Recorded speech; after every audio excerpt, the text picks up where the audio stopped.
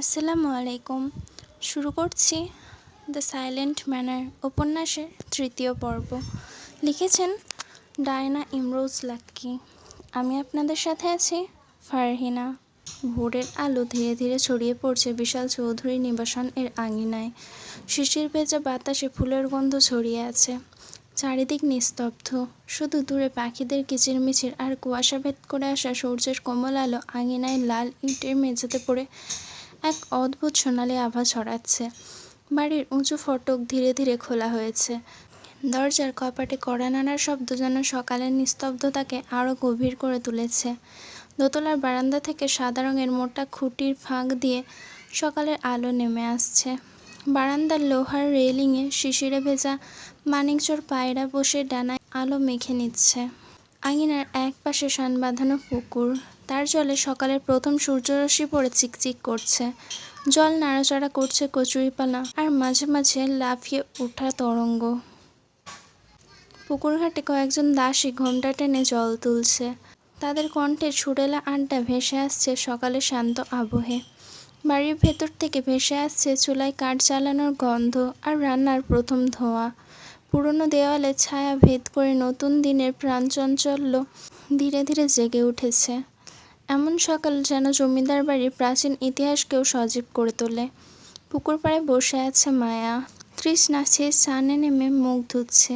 মীর সেখানে উপস্থিত হয়। কিছুক্ষণ হয় রাহিমাদের বাড়ি থেকে ফিরেছে।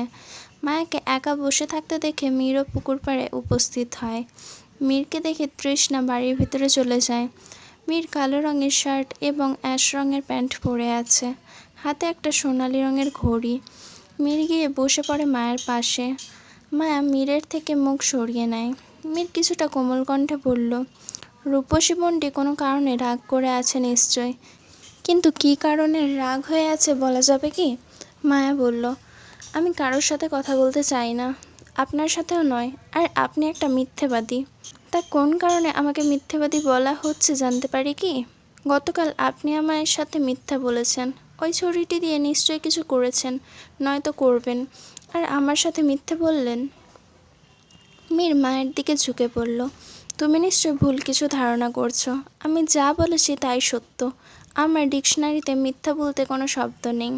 তাহলে রাফিদ দাদা আপনার সাথে কি করছিল? মীর এবার ঠোঁট চুলকিয়ে বেশ কয়েক সেকেন্ড চুপ করে রইল। এরপর জবাব দিল, ও তো রাতে আমার সাথেই ছিল, আর ও তখন ছুরিটি দেখে এটাই বলছিল, এটা বিছানায় কেন, গলা কেটে যাবে। তুমি নিশ্চয় এটা জানলা থেকে দেখেছ। মা মীরের দিকে ঘুরে বলল, আপনি কিভাবে জানলেন? তুমি ছোটবেলা থেকেই দুষ্টু, বয়স কম হয়নি, কিন্তু এখনও পাগলামো যায়নি তোমার।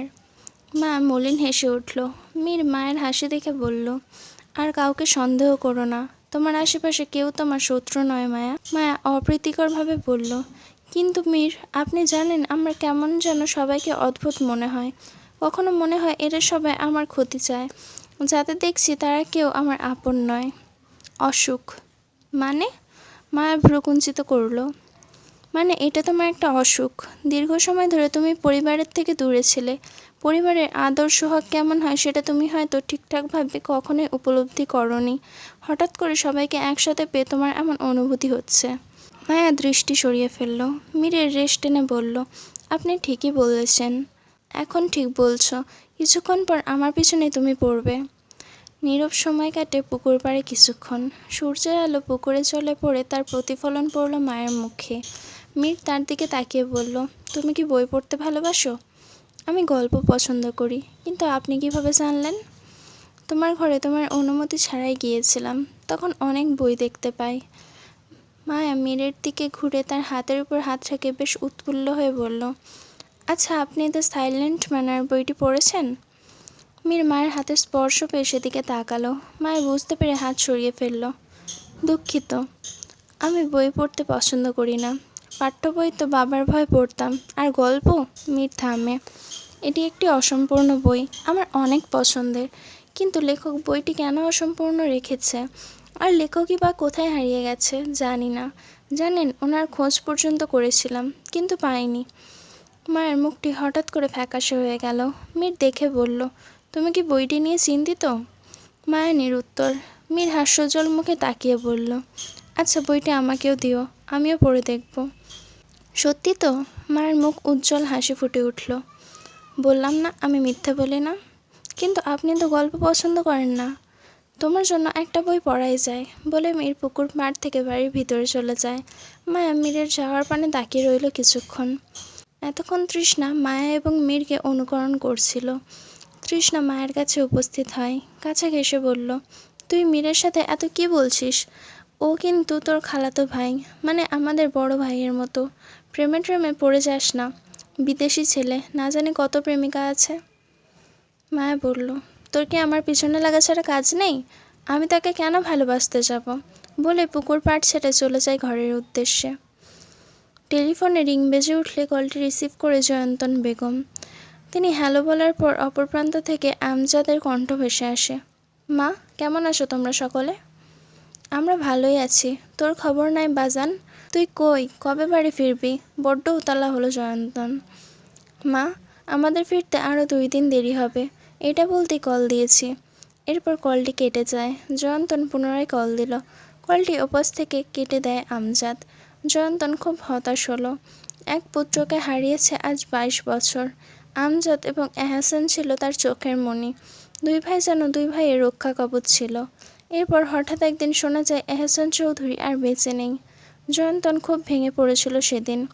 তারপর থেকে আমজাদ কোথাও গেলে সে বড্ড উদাসীন হয়ে যায়। শালুক আসে জয়ন্তনের কাছে, তাকে ভরসাসূচক হাতে স্পর্শ করে বলল, মা চলুন বসবেন। তারা সোফায় বসে। শালুক জয়ন্তনকে লক্ষ্য করে বলল, মা আপনি চিন্তা করবেন না, আপনার ছেলে ঠিক সময় মতো ফিরে আসবে, তার কিছুই হবে না।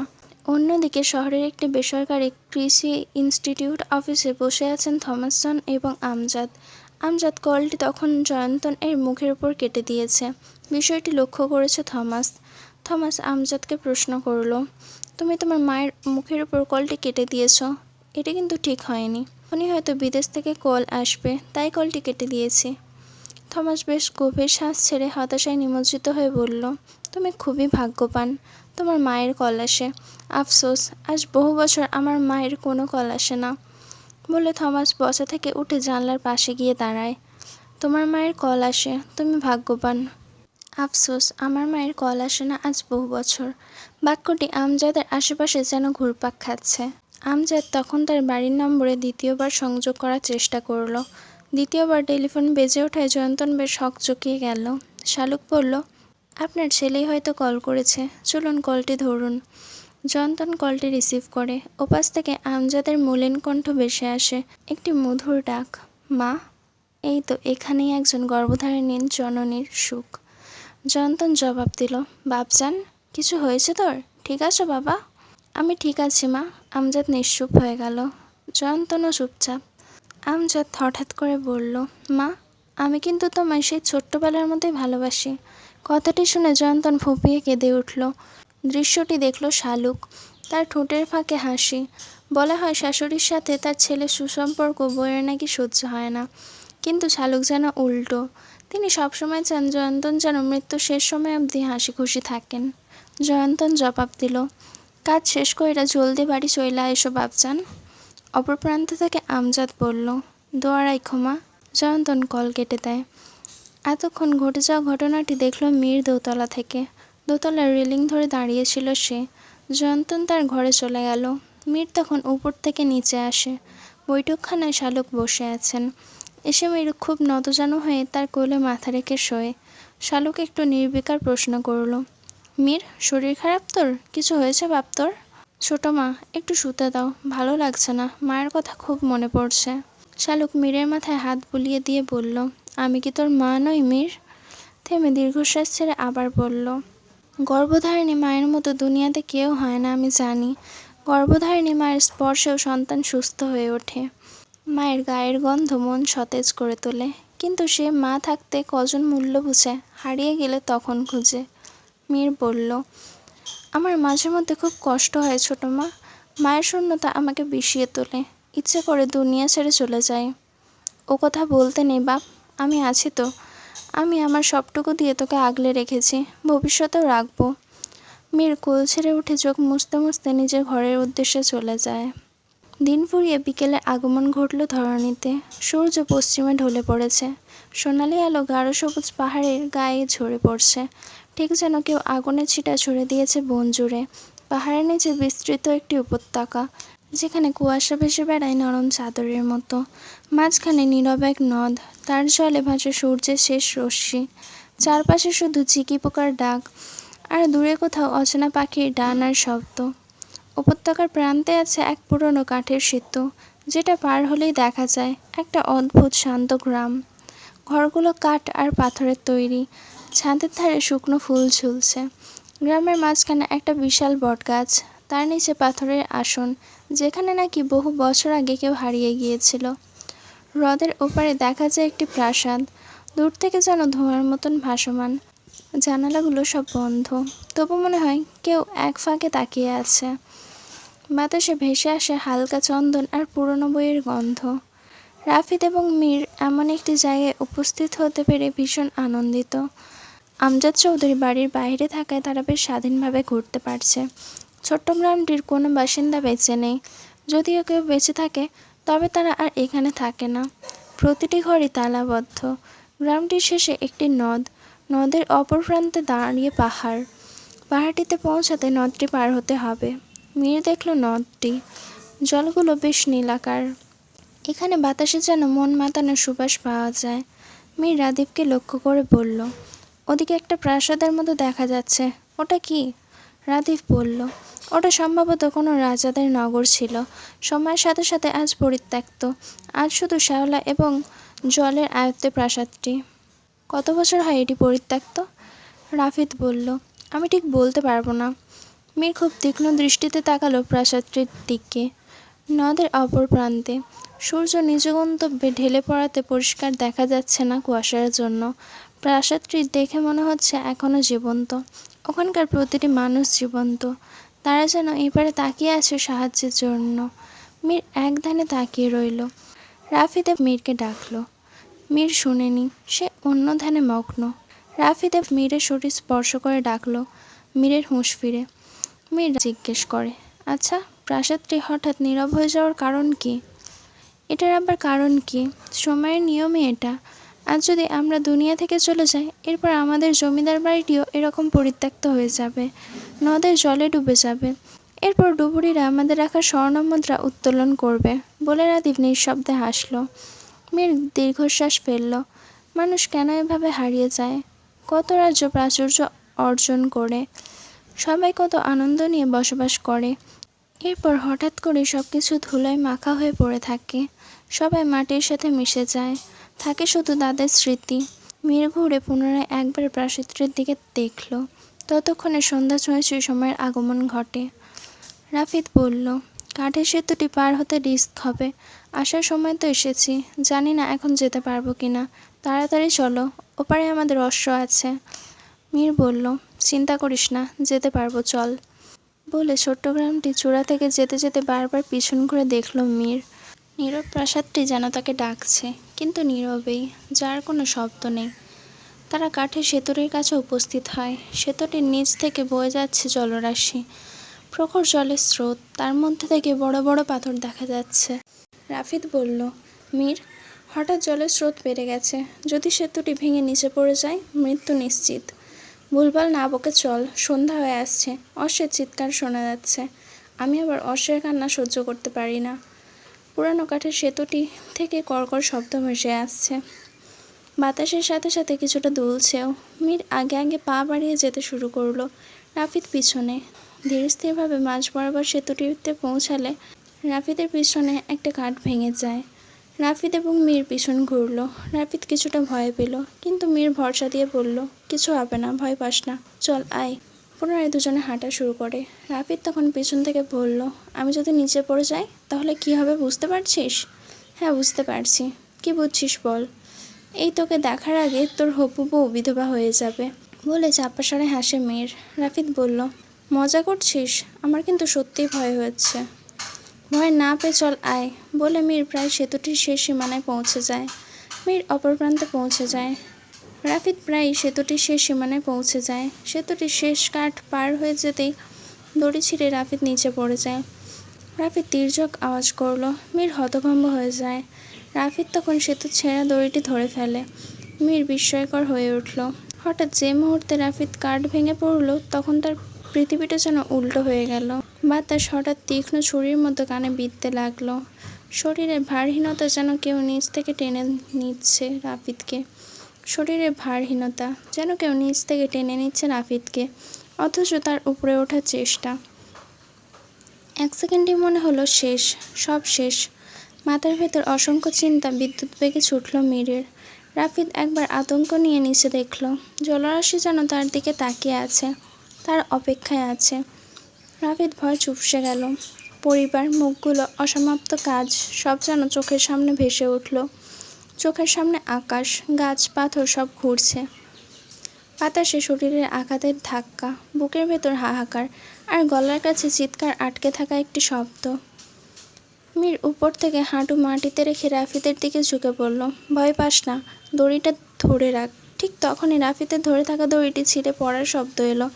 মীর তখন দড়িটি উপর থেকে ধরে নিজের হাতে পেঁচিয়ে নেয়, কিন্তু তার পক্ষে নিচ থেকে রাফিদকে টেনে ওঠানো সম্ভব নয়। দড়িটিও ছিঁড়ে যেতে পারে। মীর কী করবে বুঝতে পারল না। সন্ধ্যা নেমে আসছে, চারিদিকে কোনো জনমানব নেই। ঝুলে থাকা রাফিদ চেঁচিয়ে বলল, মীর, আমায় টেনে উঠা। মীর আপ্রাণ চেষ্টা করল, কিন্তু পারছে না। দড়িটিও ছিঁড়ে যাওয়ার উপক্রম। মীরের অশ্ব তখন পিছন থেকে হৃষ্যাধ্বনি তুলল। মীর তখন পিছনে ঘুরে দেখল রাফিদ এবং তার অশ্ব দাঁড়িয়ে আছে। মীর একবার রাফিদের দিকে দেখল, এরপর তার অশ্বের দিকে তাকিয়ে চেঁচিয়ে বলল, অগ্লিন, দড়িটা ছুঁড়ে দে আমার দিকে। অশ্ব অগ্লিন মীরের বাক্য বুঝতে না পারলেও বিপদের আশঙ্কার কণ্ঠস্বর যেন বুঝতে পারল। অগ্লিন শরীরে ঝাঁকুনি দিয়ে পিঠ থেকে দড়ি ফেলে মীরের দিকে ছুঁড়ে ফেলল। মীর দড়িটা রাফিদের দিকে ফেলে বলল, ওটা ধর, আমি টেনে তুলছি। রাফিদ ধরল। এরপর মীর এবং অগ্লিন মিলে কোনোভাবে রাফিদকে টেনে তুলে। রাফিদ উপরে এসে মাটিতে লুটিয়ে শুয়ে পড়ে। মীরও জোরে জোরে নিঃশ্বাস ফেলে। বেশ কিছুক্ষণ পর রাফিদ এবং মীর এর ক্লান্তি দূর হয়। রাফিদ শোয়া থেকে উঠে বসে। মীর তার দিকে দেখল। রাফিদও মীরের দিকে তাকায়। এরপর দুজন অট্ট হাসিতে তলিয়ে পড়ে। হাসি থামিয়ে মীর বলে, অসাধারণ অভিজ্ঞতা হলো। হ্যাঁ, আর একটু হলেই আমি জলের স্রোতে না জানি কোথায় গিয়ে পৌঁছাতাম। মীর তখন কণ্ঠ খাদে নামিয়ে মোহময় কণ্ঠে বলল, আমি থাকতে তোর কিচ্ছু হতে দিতাম না। রাফিদ মীরের দিকে ঘুরে তাকালো, চক্ষু শীতল। আমরা তো ভাই, এর বেশি আজ আর একটা এই সম্পর্কের নাম দেওয়া যাক। রাফিদের প্রস্তাব। বন্ধু, তাই তো? আজ থেকে আমরাও বন্ধুত্বের পরিচয় নিলাম। মীর মৃদু হাসল। সন্ধ্যার আবছা আলো ধরে মীর এবং রাফিদ চৌধুরী নিবাসন এর উদ্দেশ্যে রওনা হয়। অশ্বকে তারা ধীর স্থির গতিতে নিয়ন্ত্রণ করছে। খোলা মাঠ ধরে তারা এগোচ্ছে। চারপাশ শুনশান। তাদের থেকে কিছু দূরে ডান এবং বাঁ দিকে সারি সারি মৃত গাছ। রাফিদ চারপাশে দেখে বলল, তাড়াতাড়ি চল, অন্ধকার নেমে আসছে। রাফিদ কথাটি শেষ করতে না করতে একটা তীর ফলক এসে তাদের সামনে মাটিতে বিদ্ধ হয়। তারা বেশ আশ্চর্য হলো। অশ্ব দাঁড়িয়ে যায়। কোথা থেকে তীরটা আসলো দেখার জন্য তারা চারিদিকে তাকালো। তখন দেখতে পায় দূরের মৃত গাছগুলোর স্থান থেকে একজন তীরটা ছুঁড়ছে। ব্যক্তিটি অশ্বের পৃষ্ঠায় বসা, মুখে পাগড়ি আঁচল দিয়ে ঢাকা। দূরে থাকে স্পষ্টভাবে তাকে চিহ্নিত করা গেল না। মীর নিচে নেমে দেখল তীরের সাথে একটা চিরকুট। মীর চিরকুটটি খুলল। তাতে লেখা, চোখের সামনে প্রিয় মানুষের মৃতদেহটি দেখার মতো সৌভাগ্য কারো না হোক, চাইলে সত্যটা তোমরা উন্মোচন করতে পারবে। ব্যাস। এরপর ছোট করে একটি দৃশ্য আঁকা, যা এখন বোঝা যাচ্ছে না। রাফিদ জিজ্ঞেস করল, চিরকুটে কি লেখা?